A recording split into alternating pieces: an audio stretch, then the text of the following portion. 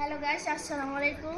আজকে আমরা আছি এসকে স্টুডেন্ট কলেজ। এসকেসটা দেখো, এইটি স্কুল, ওটা মনে হয় কলেজ, এইটি কলেজ হবে। দেখছেন কত সুন্দর, বাহ।